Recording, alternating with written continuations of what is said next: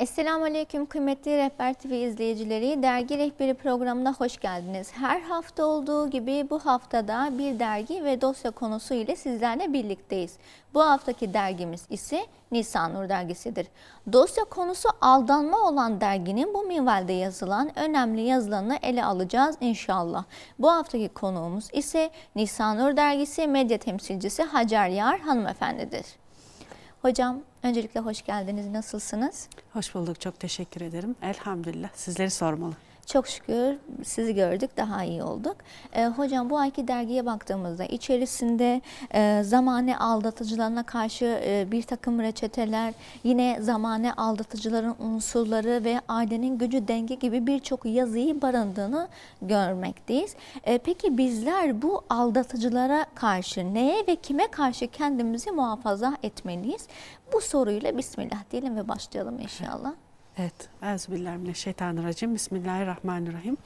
Öncelikli olarak evet, bildiğiniz üzere yani bizler Kur'an-ı Kerim'e baktığımızda dahi Allahu Teala bu hususta, yani aldanmama konusunda kullarını defaatle uyarıyor. Buna binaen de dosya konusu olarak aldanmamayı bizler ele aldık. Peki neye karşı aldanmayacağız dediğiniz gibi? Elbette ki aslında zamanın getirisiyle birlikte birçok husus kulu aldatmaya dönük olabiliyor. Bunlardan elbette ki en başlıcasını ele alacak olursak nefis ve şeytan diyebiliriz. Yani belki de en büyük aldatıcılar olarak ön plana çıkabiliyor. Peki bununla birlikte tabii ki dünyaya aldanmamayı diyebiliriz. Elbette ki dünyanın cazibesi var. İster istemez nefsi besleyen yönleri var. Ve bu hususta da müminin dikkat etmesi gereken yönler var elbette. Ve elbette ki zamanın getirisine aldanmamak, zamanın geçiciliğinin farkında olmak belki de, veya gençliğe, gençliğin verdiği hevesata aldanmamak. Bu ve benzeri aslında birçok husus var.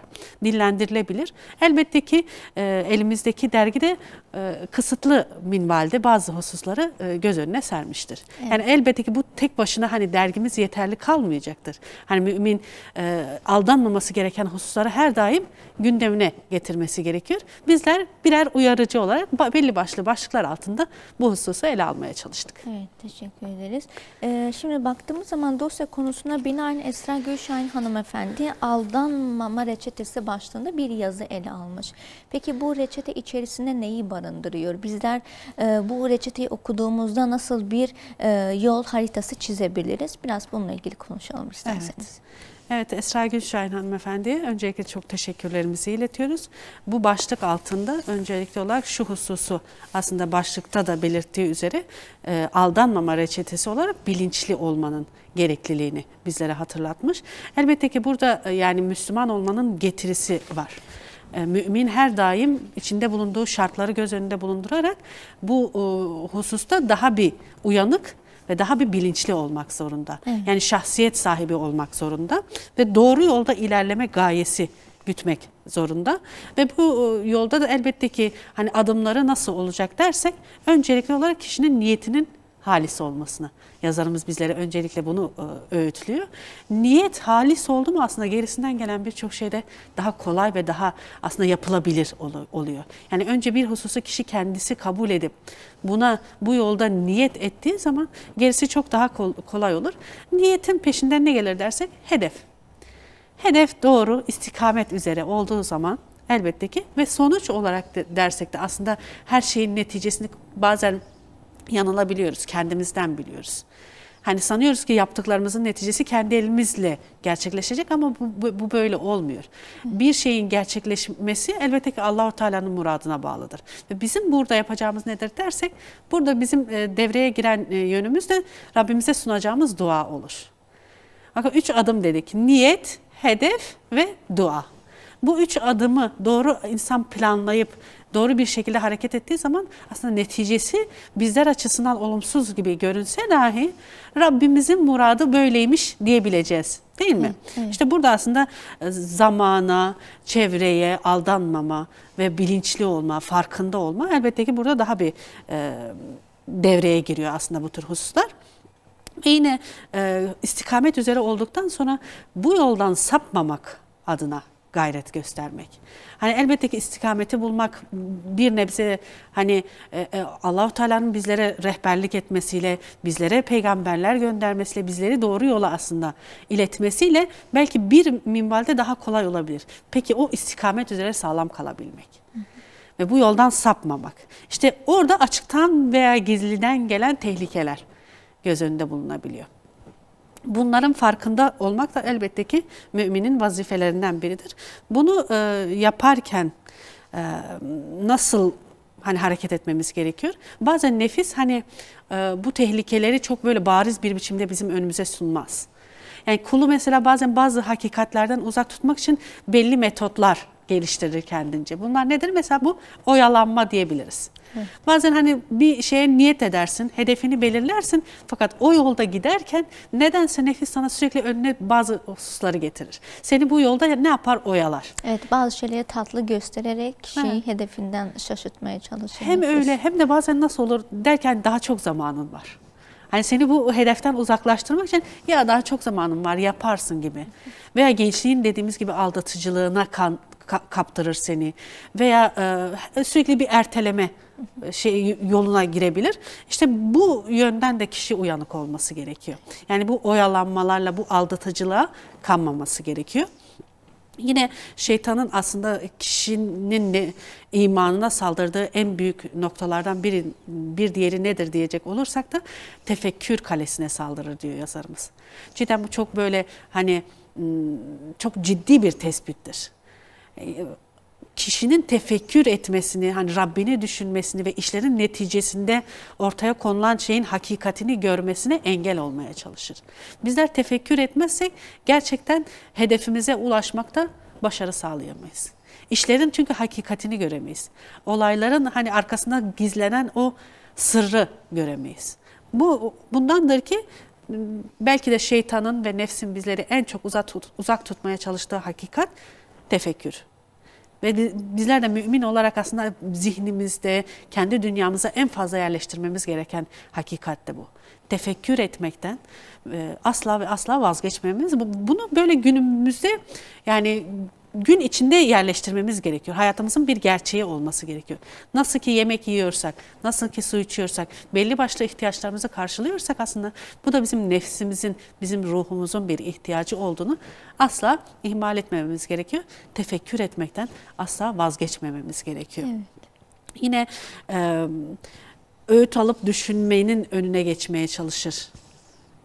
Zamanın aldatıcılığı ve nefis ve şeytan ve ne yapıyorum, niçin yapıyorum, niye böyle düşünüyorum gibi soruların önüne geçer. Çünkü insan düşünmeye başladığı zaman aslında hani Allah-u Teala'nın verdiği iradeyledir bu. Kişi düşündükçe hakikate varması aslında çok daha kolaylaşıyor ya. İşte bunun önüne geçer. Yani sorgulamanın önüne geçmeye çalışır. Günübirlik yaşam deriz ya, hani anın tadını çıkar. İşte aslında bu zamanın en büyük aldatıcılığından biri de bu. Anı yaşıyoruz, anlık yaşıyoruz birçok şeyi. Sonrasında ne oluyor peki? Sonrasında çoğunlukla pişmanlıklar, işte ben ne yaptımlar, hani başını duvara vurmalar tabiri caizse onunla birlikte geliyor.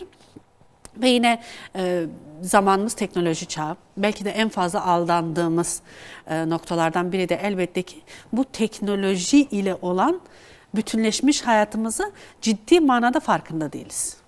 Yani kendimizi fazlasıyla bu teknolojiye kaptırmış durumdayız.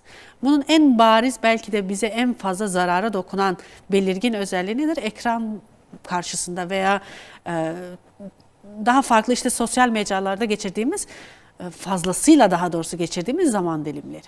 Bu bizim belki de bu zamanda yaptığımız en büyük aldanmalardan biri.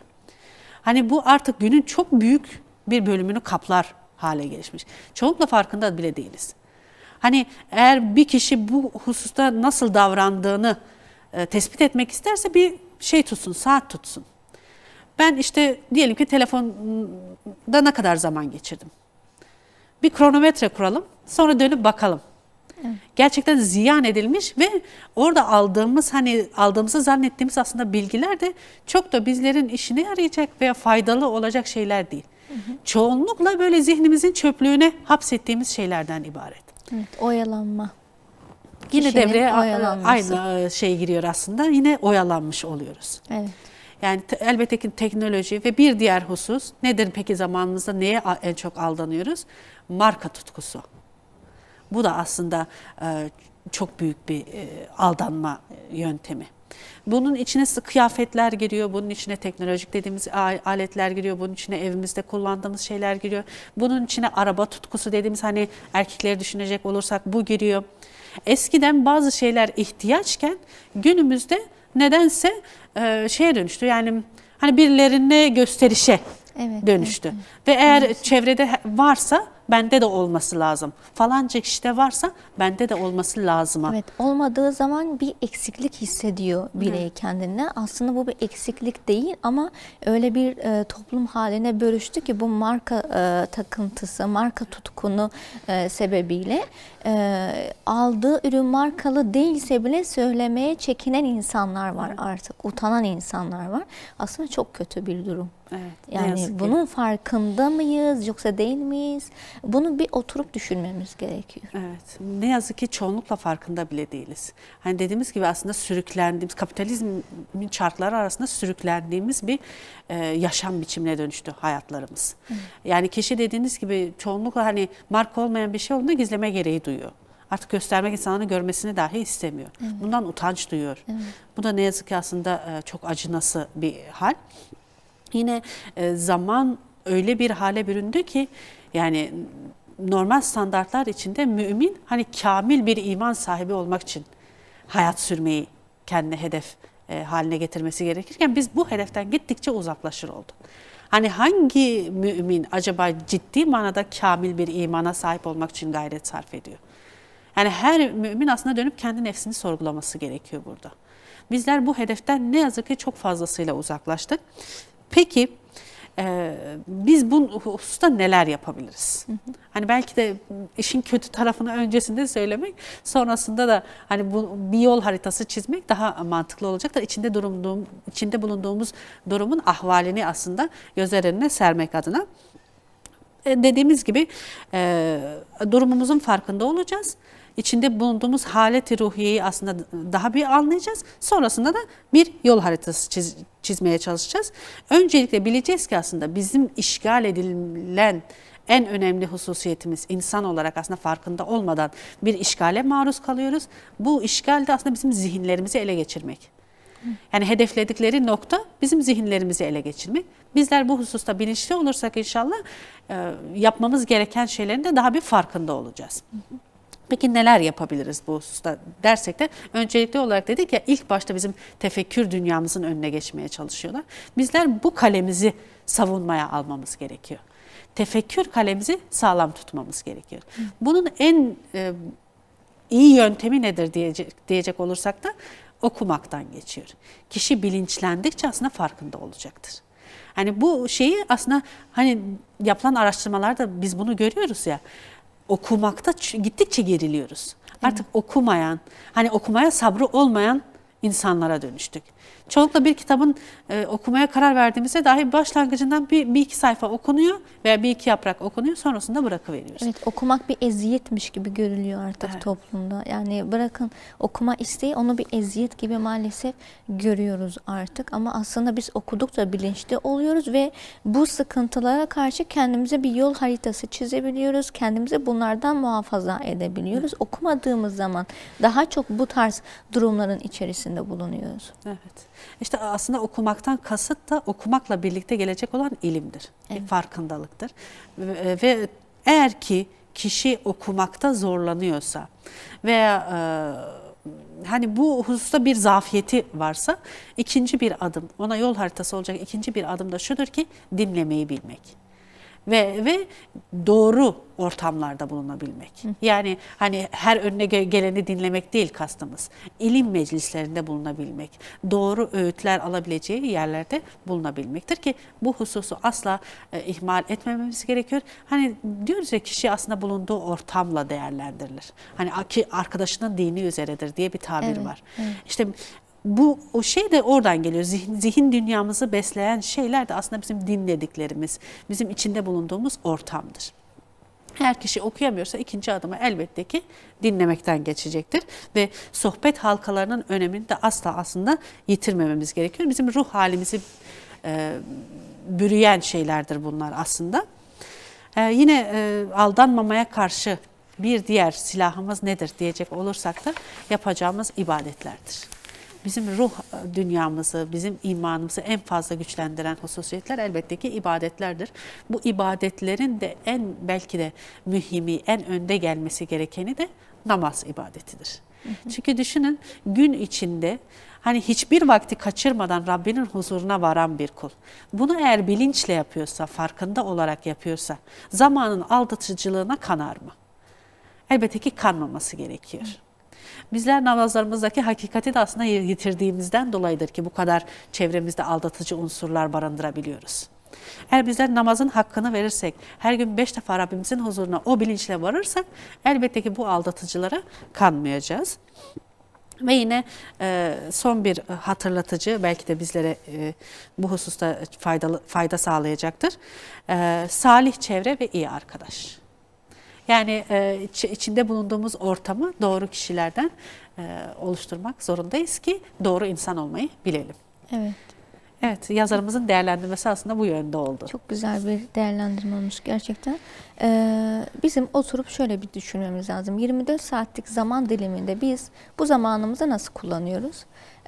Boş bir vakit mi yoksa dolu dolu mu geçiriyoruz? Evet. Bunu aslında düşündüğümüz zaman bu reçeteyi çok güzel bir şekilde uygulayabileceğiz. Allahu Teala düşünenlerden eylesin inşallah bizleri.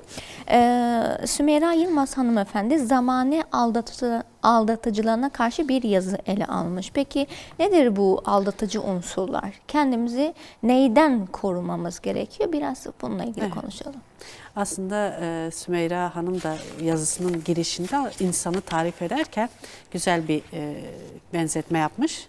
Şöyle buyuruyor, diyor ki insan var olduğu günden bu yana kuvvetli dürtü ve güdüler ile maddi manevi bir arayış ve tekamül içerisinde olan tek varlıktır diyor. Evet.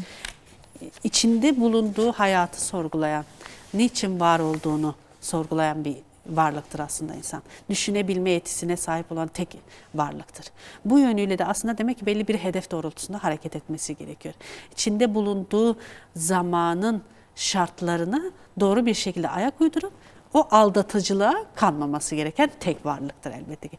Diğer varlıklar bu şeyden mükellef tutulmuş değillerdir. Ve diyor ki insan zamana karşı duyarlı olup ona direnç gösteremeyen varlıkların da başında gelir. Yani o zamanın aldatıcılığına, zamanın getirilerine belki de en fazla kanan varlık da yine insanoğludur. Aslında yaşam dediğimiz şeyin bütününde yine nasıl ve ne ölçüde bakıldığıyla alakalıdır. Yani bizler hayata nasıl bakıyorsak aslında hayatın bize getirisi de o yönde olacak. Bizlerin hayattan beklentileri ne yöndeyse bize sundukları da aslında bu yönde olacaktır. Ve eğer bizler mutlu olmayı, huzurlu olmayı, insanlığa faydalı olmayı hedefliyorsak zamanın aldatıcılığına karşı da belli başlı kalıplar içine aslında kendimizi sığdırabileceğiz. Yine hedef. Evet. Buradan da anlıyoruz ki kişinin hedefi olması gerekiyor zamana karşı. Kendimizi doğru yere konumlandırmayı bilmemiz gerekiyor. Evet. Bizler bu hususta eğer yanlış adımlar atarsak o sistemin çarkları arasında yuvarlanıp gideceğiz. O zamanın aldatıcılığı aslında orada devreye giriyor. Yoksa eğer kişi doğru yerde durmayı bilirse elbette ki o aldatıcılıklardan kendini koruyabilecek. Kendine bir siper, kendine bir kale oluşturabilecek. İnsan ruha, insana, ahlaka ait değerler içi boş, sığ ve kapital kavramlara dönüştü diyor mesela yazarımız. Ki gerçekten zamanımız adına çok doğru bir tespit. Yani artık ruh önemsenmiyor. Ahlaki değerler yerle bir edilmiş. Hele hele günümüzde o kadar artık bazen mümin açısından, yani müminin nazarıyla baktığımız zaman o kadar çarpıcı bir boyutta ki hani dehşetengiz diye tabir edebiliriz aslında zamanımızın içinde bulunduğu haleti ruhiyi. Evet. Yine burada şunu görüyoruz ki bu ölçü, bu sistem eğer beşerin eline teslim edilirse neticesi içinde bulunduğumuz zaman dilimiyle aslında çok güzel özetlenmiş olabilir. Sistem Rabbinin elindeyse ve sistemi Rabbinin eline teslim edersen aslında asıl olması gereken orada devreye giriyor. Hani en güzel sistematiği senin Rabbin sana sunmuş. Sen bunun farkında olup bu hususta hareket etmeyi bilmen. İşte zamanın aldatıcılığına karşı yapılması gerekenler aslında bunlar. Hani yeri geliyor bazen özgürlük adı altında daha farklı çerçevelere sığdırılarak bazı şeyler bizlere sunuluyor ama işin hakikatine baktığımızda çoğunlukla aslında aldatılıyoruz. Bunu kabul etmemiz gerekiyor. Evet, kesinlikle. Özgürlük adı altında insanlara özgürlük verildiği deniliyor ama dediğiniz gibi bu özgürlük değil, aslında kişinin kendisini tamamen aldatması ve bu aldatıcı unsurlara karşı yenilmesi. Bu yüzden de bunlara dikkat etmemiz gerekiyor. Kısa bir ara verelim, inşallah sonra yine devam ederiz. Kıymetli izleyicilerimiz, kısa bir aranın ardından sizlerle birlikte olacağız inşallah.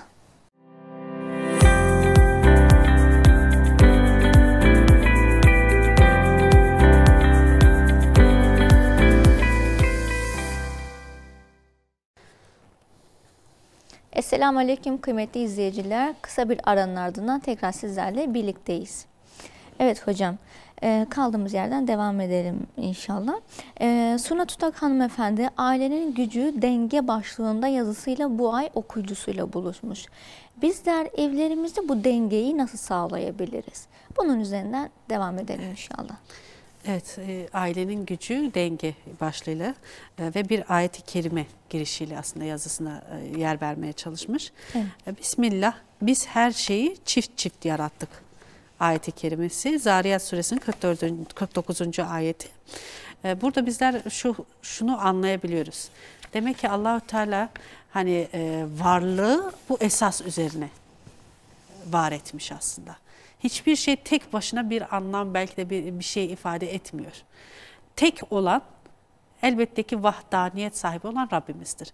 Ondan geriye kalan her şey bir benzeri, bir ihtiyacı aslında olması gerektiğiyle birlikte var edilmiştir.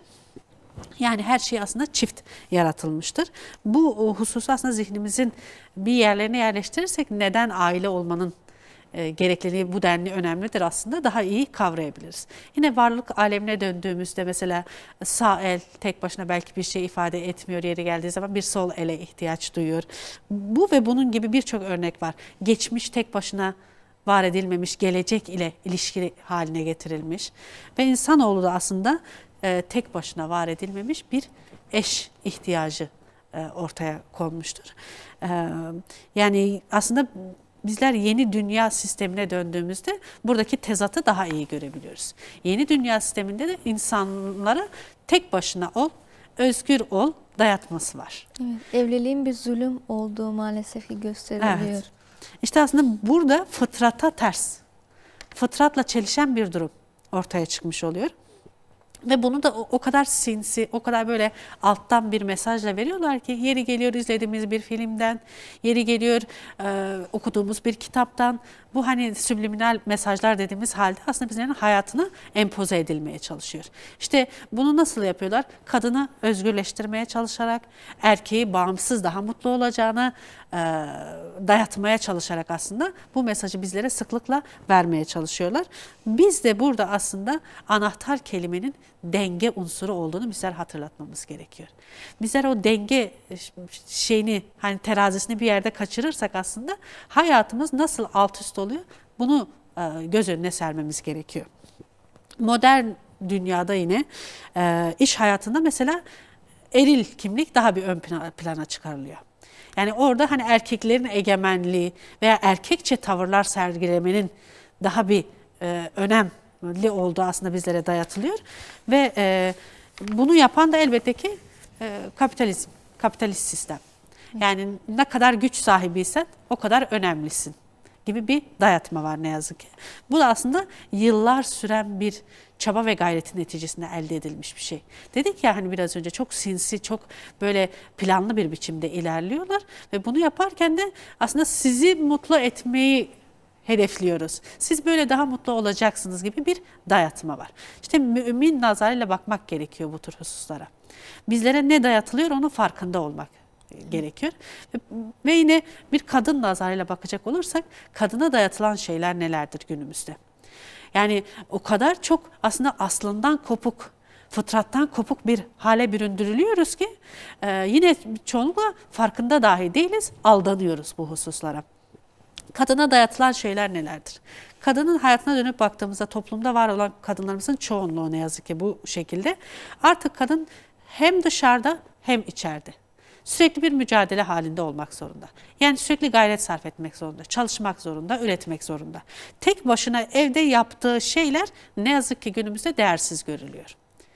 Ve kadın aslında kendisinin kaldıramayacağı bir yükün altına atılmaya çalışıyor, sokulmaya çalışıyor tabiri caizse dediğimiz gibi. Ve kendisini bu kadar yorması, kendi gücünün üstünde bir gayret sarf etmesiyle de ister istemez kadın ruhu, yani bedeninin kaldıramadığı şeyin altında eziliyor. Ve bununla birlikte ruhsal bunalımlar ve karşı tarafa farklı tepkiler vermeler, hani hayatını tatmin edememe, yeterli görememe hali. Çünkü içine döndüğünde aslında kendini yeterli görmüyor. Sürekli bir mücadele etme gereği duyuyor. Hem dışarıda mücadele ediyor, çalışıyor. Ne deniyor mesela? İşte çalışsın, kendi parasını kazansın. Kimseye muhtaç olmasın. Yani ne kadar çarpık bir düşünce yapısı. Kadın neden eşini yabancı bir kişiymiş gibi görsün ki? Aslında bir hayat paylaşıyorlar. Bir çatı altında yeni bir dünya kurmaya çalışıyorlar. Ama orada bile bir çatışma halindeler. Evet, ve huzuru bulamıyor. Kadın burada huzuru ve mutluluğu bulamıyor. Bulamayınca bu boşanma oranları maalesef ki had safhaya ulaşıyor. Aslında altında yatan bütün neden belki bunlar.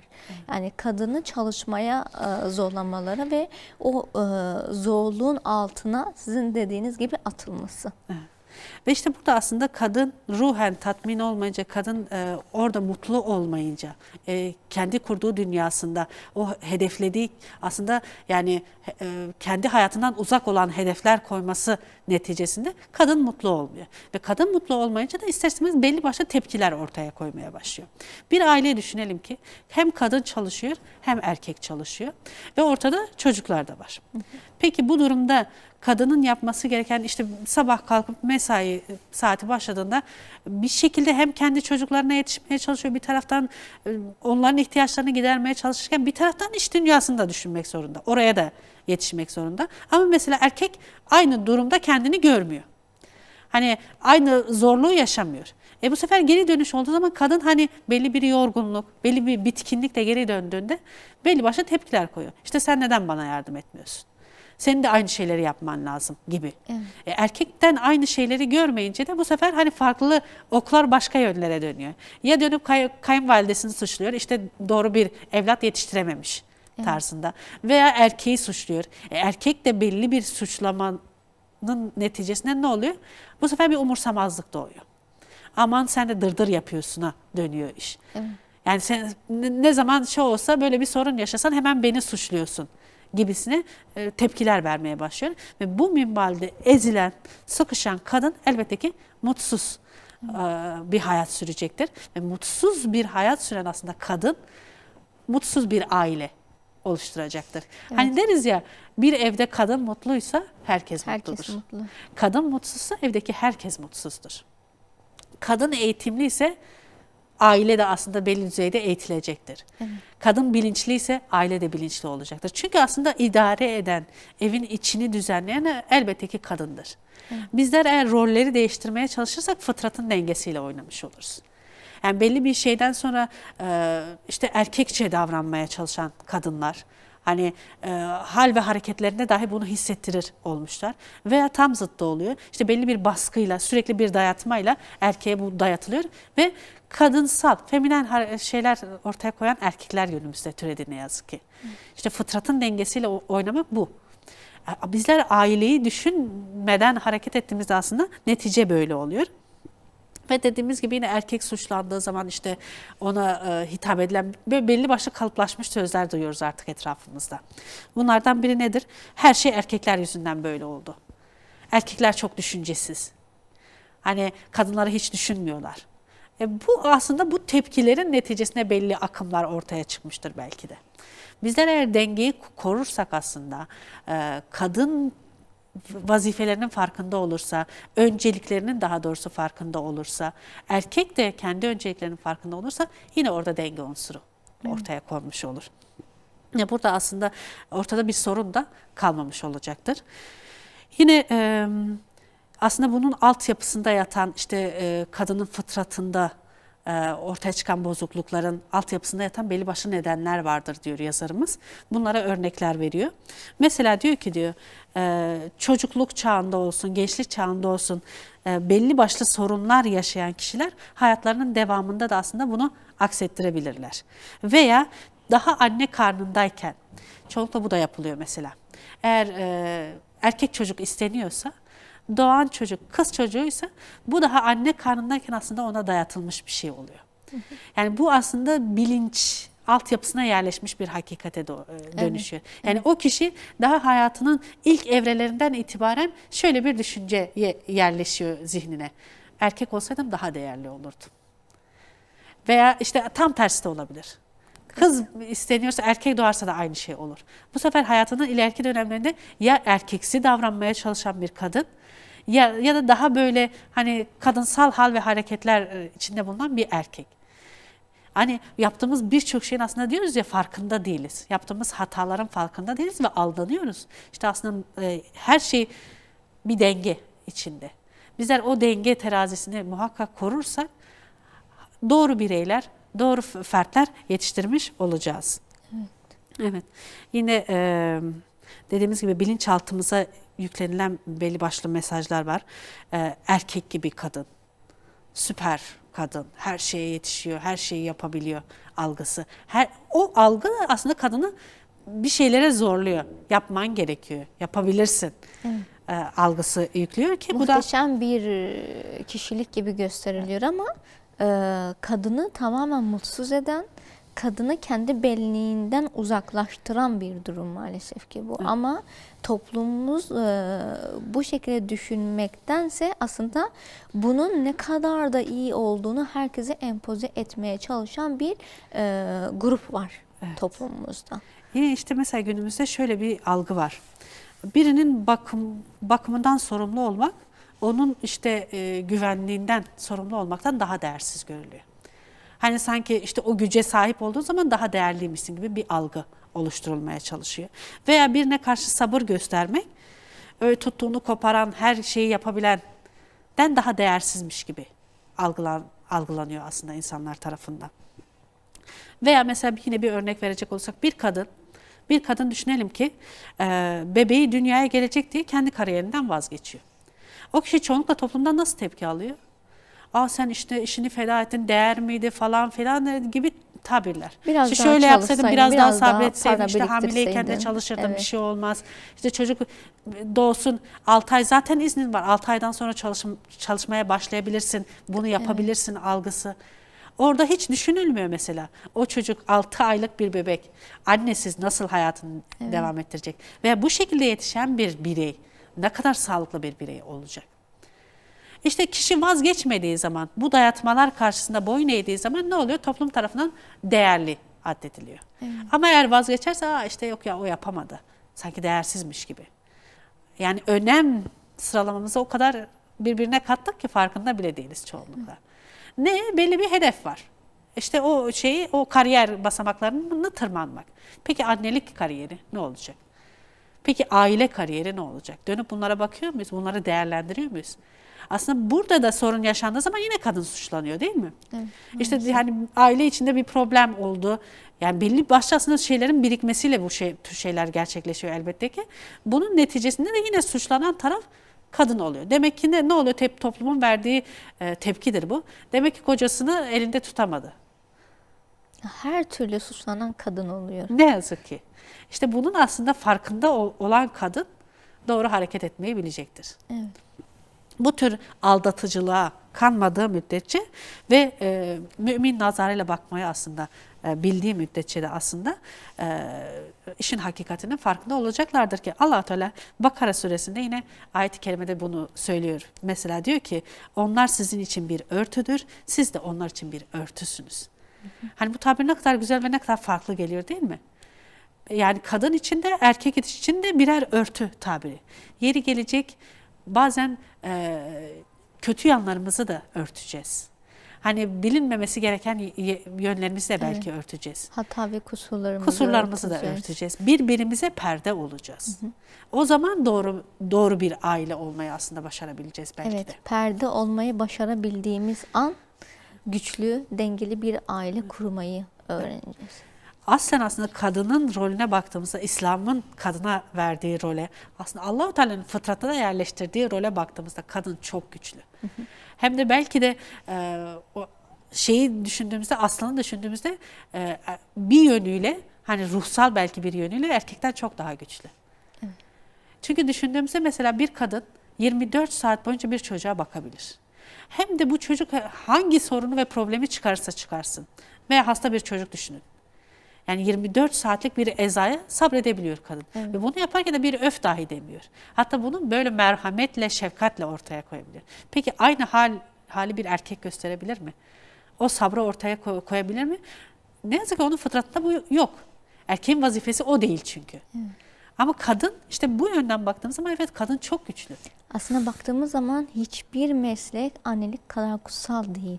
Yani anne yeri geldiğinde öğretmen oluyor, doktor oluyor, mühendis oluyor belki. Ya çeşit çeşit mesleklere bölünebiliyor o çocuğu büyütene kadar. O yuvayı en güzel şekilde inşa etme çabasıyla. Toplumumuzda şöyle bir şey var. Annelik basit bir durum. Ne var ki yani çocuk yetiştiriyorsun ama doktor, öğretmen, mühendis vesaire vesaire bunlar çok çok büyük meslekler gibi gözüküyor ama annelik aslında hepsinin de üstünde olan bir meslek. Annelik kariyeri belki her şeyden önce gelinmesi gerekiyor ve annenin üstlendiği o görev aslında hiçbir mesleğe sahip olan insanların üstlenmediği. Çünkü herkesin bir görevi ve sorumluluğu var ama annenin böyle değil. Böyle baktığımız zaman aslında belki bazı şeylerin farkına varacağız bizler. Şöyle de bakmak gerekiyor aslında bir yerde. Bizler doğru anneler olduğumuz zaman doğru doktorlar yetişecek evimizde. Doğru fertler topluma kazandıracağız. Ama bizler bu vazifemizi ihmal ettiğimizde, eğer o kişi bir doktor olsa bile, bizim yetiştirdiğimiz kişi doktor olsa bile topluma örneklik sergileyecek biri olmayacak. Evet.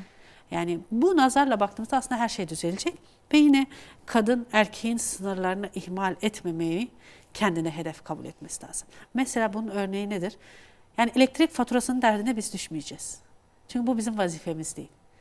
Veya işte evin geçiminin derdine biz düşmeyeceğiz. Ama gelenle de yetinmeyi bileceğiz. Evet, İdare etmeyi de bileceğiz. Bu çok güzel bir örnek. Gelenle yetinmeyi bilmek. Hani bunu sorgulamayacağız. Kabul edeceğiz. Ve o idareyi sağlayacağız aslında. Kadın ne yapıyor? Bir yerden sonra sürekli bunları dert edinmeye başlıyor. Senin vazifen ne? Bırak hani vazifesini yapması gerekenler vazifesini yapsın. Sen odaklanman gereken noktayı bil. Sen ailene dönüp bak. Sen çocuklarına dönüp bak. Sen doğru bir aile ortamı oluşturmaya çalış. Mutlu bir yuva oluşturmaya çalış. Bunu yapabilecek tek yegane varlık da annedir. Evet. Bunun bilinciyle aslında hareket edersek birçok şey düzelecektir. İnşallah.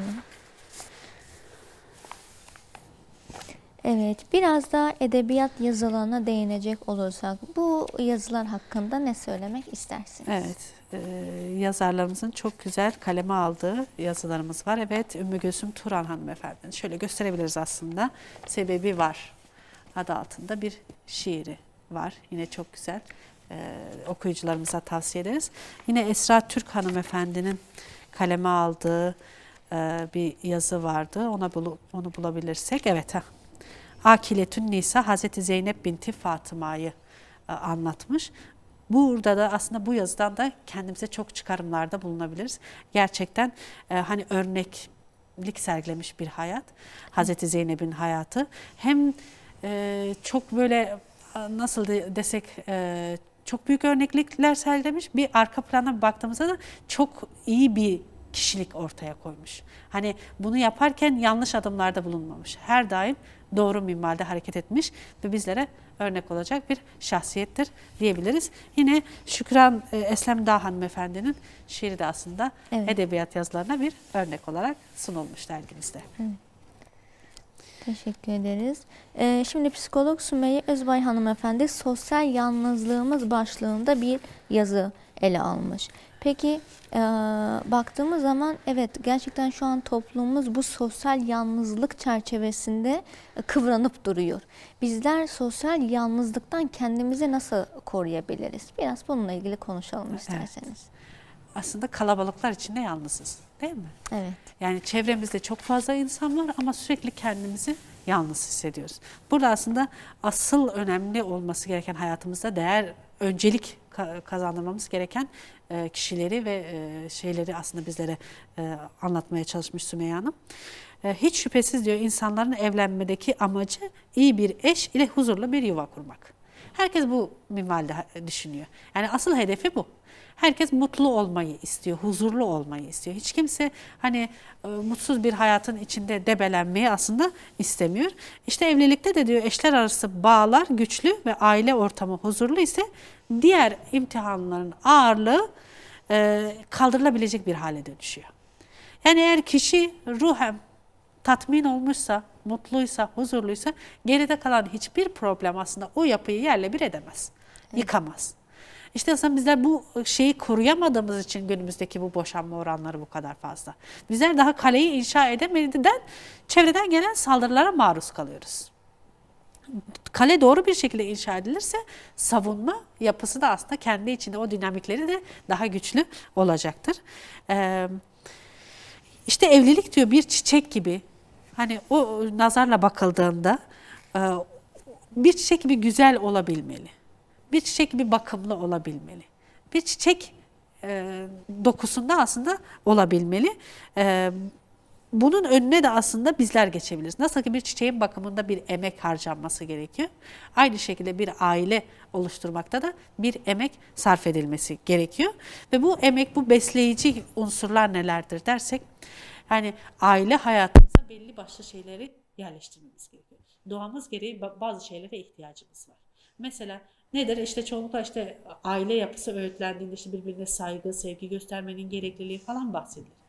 Bunlar da çok önemli başlıklardır elbette ama bunların yanına eklenmesi gereken bazı şeyler de var. Eşler bir eğlence kültürünün olması gerekiyor. Belli başlı şeyleri paylaşabilmeyi gerektiriyor aslında aile olmak. Hani bunun içine dediğimiz gibi eğlence dediğimiz zaman eşler birbiriyle şakalaşabilmeli. Eşler birlikte kitap okuyabilmeli. Eşler birlikte muhabbet edebilmeli. Günümüzde ne yazık ki bunu çoğunlukla yitirdik.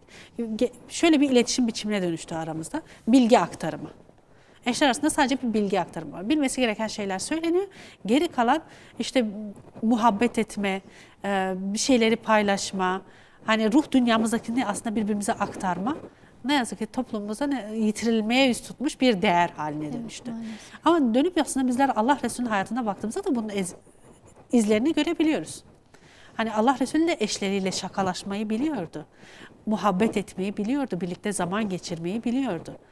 Hani doğru mümin olduğumuzu iddia ettiğimiz noktalarda dahi bu hatalara düşebiliyoruz. Ve kendimize örnek aldığımız şahsiyetlerde dahi bu hataları ne yazık ki görebiliyoruz. Bu hususlarda aslında ihmal etmemeliyiz ki o dediğimiz o aile çatısını sağlam kurabilelim. Çünkü mutlu bireyler, mutlu fertler yetiştirecektir elbette. Yine günümüzde belki bir önceki yazılarımızda da değinilmişti aynı husus. Ekran başında geçirdiğimiz uzun zaman dilimleri. Eşler işte birlikte hani zaman geçirelim derken bile çoğunlukla bunu yapıyorlar. Hani etrafta diyelim işte çocuklar yok, kimse yok, iki eş birlikte oturuyor. Her birinin elinde bir telefon ve sosyal mecralarda geziniyor. Hani ortak bir payda da yine ne yazık ki buluşulmuyor. İşte bu hususları terk etmek gerekiyor. Veya bunlara belli bir sınır koymayı bilmek gerekiyor. Ve bu aslında bizim birlikte kaliteli zaman geçirmemize de en büyük engeldir. Bunun farkında olmamız gerekiyor. Ve yine mutlu bir evliliğin en önemli hususlarından biri de eşlerin birbirlerini iyi tanımalarından geçer. Bu hususta gayret sarf etmiyoruz. Birbirimizi tanıma konusunda belli bir gayretimiz yok. Kendi kurallarımız ve kendi normlarımız var. Karşı tarafın bizi tanımasına dahi fırsat vermeden o duvarları inşa ediyoruz önümüze. Bu benim kuralım, bu benim kanunum haline dönüşüyor. Karşı taraf da bunu kabul etsin. Hani bu dayatmalar aslında aile içi çatışmaya götürüyor. öncelikli olarak birbirimizi iyi tanımayı bilmemiz gerekiyor. Acaba benim eşim için hani önemli olan husus ne? Önce bileyim, ona göre ben de hareket edeyim. Evet. Ve ben kendimi ona doğru bir şekilde anlatayım. Benim için hani olmazsa olmazlarım ne? Eşim de bilir. Bana karşı o şekilde hareket eder gibi bir gayretimiz yok. Kendi dünyamızda bunu inşa ediyoruz ve karşı tarafa bir set ile karşılık vermiş oluyoruz. Ne yazık ki.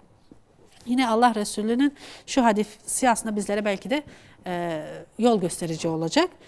Rabbinin sende hakkı var diyor Allah Resulü. Bedeninin sende hakkı var, ailenin sende hakkı var. Her hak sahibinin hakkını teslim et. Ne güzel çok bir hadis güzel. değil mi? Yani ne kadar yoğun var. olursak olalım aslında. Yani gerek işimizde, gerek çalışmalarımızda, gerek yaptığımız farklı işlerde ama bizim ailemize vakit ayırmamız gerekiyor. Çünkü onların üzerimizde hakkı var. O hakkı teslim etmemiz gerekiyor. Ne kadar güzel. Evet, dediğiniz gibi aslında bu vakit ayırmak da sadece ihtiyaçlarını gidermekten değil. Evet. Onların ruhunu beslemek, onları tanımak adına da gayret sarf etmemiz gerekiyor. Evet, kesinlikle. Sormak istediğim çok soru var gerçekten fakat süremiz maalesef ki yetmedi. Gülfer Ekmen, Sezgün Özbay, Nisanur Uşar, Hacer, Sara Aslan ve Rana Çeçen hanımefendilerin yazıları kaldı.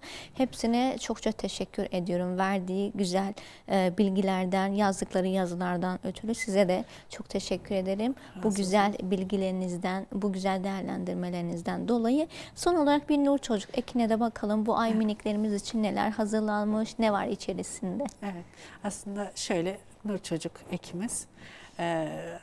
Diğer yazılarımızda da aslında sıklıkla değerlendirdiğimiz belki bir hakikattir. Günümüzün getirisi olan teknoloji. Evet. Ve bu teknolojinin aslında tehlikelerini değinmeye çalışmış Nur Çocuk ekinde.